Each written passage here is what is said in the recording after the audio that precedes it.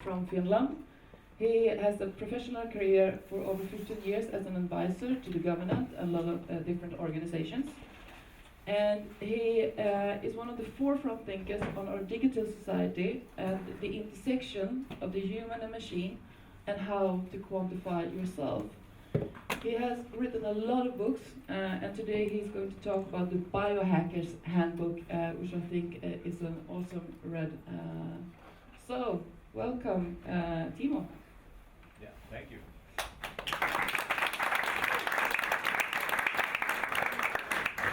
Good, thank you.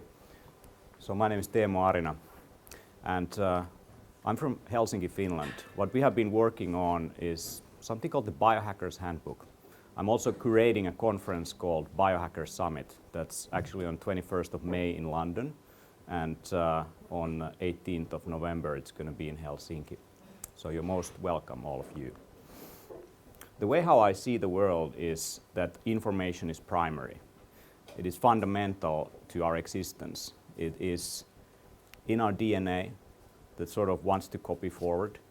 It's in biochemical messengers in our bloodstream, between our cells. It is in electric activity in our nervous system.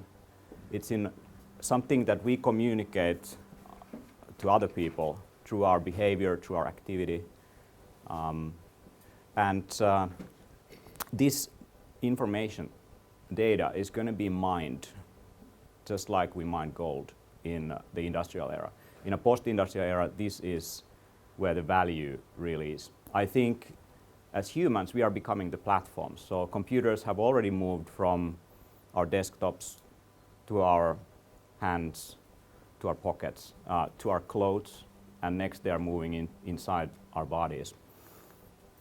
Here is Leonardo da Vinci's Vitruvian Man. Do you know why Leonardo drew the man inside a box, which is inside a circle, which doesn't sort of fit into the circle? I think this is very telling about human experience, that we always try to understand reality through the science that we have, through the reductionist logic that we apply to everything to understand complexity. While we do that, I mean, our sensory experience can never experience reality as it is. German philosopher Immanuel Kant put that in a pretty nice way in his commentary to David Hume's thinking that he was working on 12 years that came out, where he defined Ding an sich, the thing on its own, always has properties that the one who is experiencing it can never see. So the reality is the circle. It's where we, inside which we inhabit, and the box will never fit into it, but through everything that we do, we try to understand it. And that's, I think, is the pitfall of all this quantified self, biohacking and all this, that we try to understand how the human body works, how the universe works, and we never really reach that. So I think in that sense, biohacking is an art. It's not only science. And the way how we define it is it's art and science of optimizing human performance, health and well-being with the help of technological and biological tools. For us, the definition of technology is not necessarily what some people might think. For us, things like food is technology. For us, any kind of leverage that humans use is technology. One of my favorite biohackers was actually Bruce Lee. What Bruce Lee was doing already in the 60s, 70s, pushing the human body beyond its boundaries. He used technology, he used electrostimulation, for example, to rehabilitate himself from an injury. I had a dislocated shoulder 2 weeks ago, and it's doing pretty well. So I've used electrostimulation on it, also pulsed magnetic therapy, near infrared therapy, and a lot of like supplements. I've been drinking bone broth like tea, basically. So you can be the Bruce Lee of your own life, and that's what we are really looking at here. So we make a distinction between quantified self and biohacking. Biohacking doesn't require any technology. You can be a yogi, thinking of it like experiencing how the human body works, and in that way try to figure out the truth. Or you can be someone who is using latest technology to understand that this quantified self technology is a mirror to yourself. So you start measuring things, you're already influencing the system. That's the observer effect in science. When you observe something, you're already influencing what is being observed. So it can never be completely objective. But that's the key. That's the key to behavior change. Once you start to pay attention to specific things, you start to track your sleep or activity, that's when you already start to make meaningful changes into your life. And long-term meditators might call this mindfulness, or just to be in the now, or in the present moment, learning to really experience things directly. So we've been working on a book called Biohackers Handbook, and it's basically 5 chapters put into one. And it's all about how do you upgrade and optimize different areas of your life. So your sleep, exercise, nutrition, mind, and work with biological and technological tools. And like I mentioned earlier, for us it's not necessarily putting an implant into your body, but it can also be that if that is helping you with the means. But it can also be to work with nature in the way how we should, and all of us should, because we are completely disconnected from it.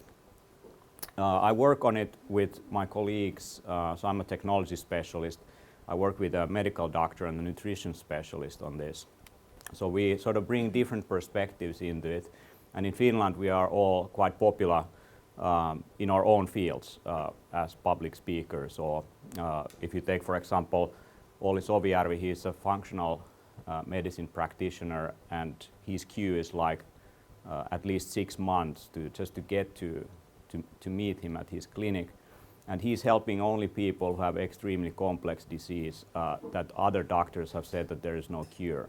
And he's been able to take those 60% of those people out of medication or basically put into remission what they are dealing with. The work that we do, it has become sort of like a phenomenon in a way in media. This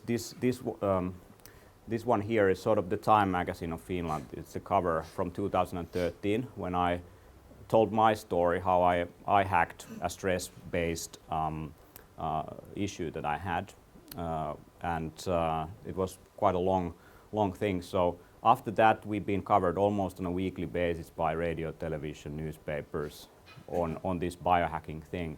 And the media has taken biohacking as a synonym to quantified self.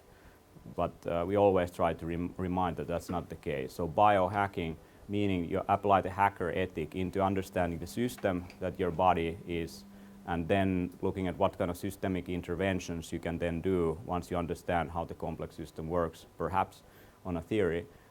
Then there is methods and interventions. And quantified self is only a way to sort of try to figure out what is the 20% that results in 80% of improvement. We run the largest independently organized webinars. A few thousand people watch our show live every quarter. We do an online course where we teach these things and presentations and stuff like that. We have released now in an electronic book format Sleep, Mind, Nutrition and Exercise. In English we have Sleep available, and Nutrition is available for pre-order. Just to give you an idea of the scope of this work, Nutrition is 170 pages. It's based on close to 500 meta-studies from the last few years. Has around 100 illustrations. It's concentrating a lot of scientific work from the last couple of years, putting it in a format that doesn't put you into sleep, that helps you to understand what's going on. If you look just at the exercise chapter, a lot of the illustrations there on physiology, we went through a lot of physiology books, and many of them are completely incomprehensible nonsense. And we just tried to make it more understandable to human beings. So I think that's our role. We are not the ones who are doing the latest science. We are the ones who are popularizing and making it understandable to others. We have also studied workplace, so how can you apply these at the workplace? We have the Upgrade Workplace project, where we first had a sort of control period where we had normal, typical week that people usually go through. They drink a lot of coffee, They sit a lot, they read a lot of emails, and then they eat some crap for lunch, and then they're in a fetal coma position in the corner of the office by the end of the day.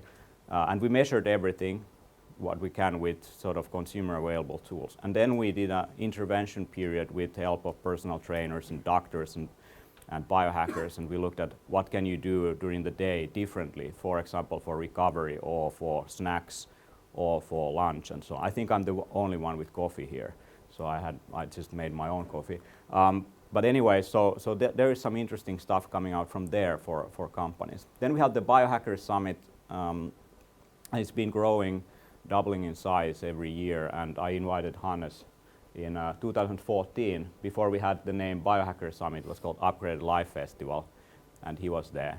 And now we see this community growing up here. It's extremely cool. We want to bring this to other regions and then bring people from those regions back to Europe. So that's why we're going to do this next year, probably in Hong Kong, and then later in the US. The summit is all about optimizing human performance and health and well-being with the help of technology. We also do implantations and all that, but we have a very broad perspective on these things. And it's a cool experience on its own. We promote active participation, not just sitting the whole day. And the last one was pretty cool. And Ben Greenfield, who is from the sort of triathlon side, how to hack your physical performance side, he was giving the natural perspective also. So nature is a big thing. Next we're going to have it at the Suvilahti power plant, what would be more apt to or adapt to this kind of event than a power plant, a former power plant. 21st of May we're going to have this in UK. It's going to be where the British Oscars are. It's a pretty cool space, and we have a lot of interesting people coming. We have 4 medical doctors also, and 1 Olympic athlete, and people who have basically done these things to themselves for a long time. One big thing that we bring into it, nature. Nature is a big thing. So here's the wild foraging that we did last time at Biohackers Summit. Here's Dr. Max Moore, who came up with the term transhumanism and the philosophy behind it. Here's Ben having his yogic pose while collecting herbs and mushrooms.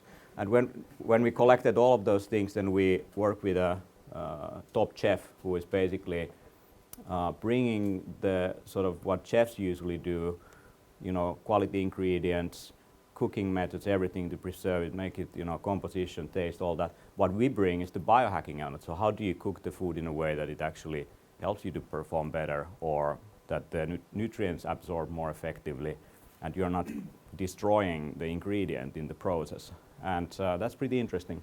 So nature is a big thing, and I want to give to Hannes actually a wild herb cookbook. So this is from Sami Talberg, who is the chef over there. Thank you. Thank you so much. I should be giving you gifts.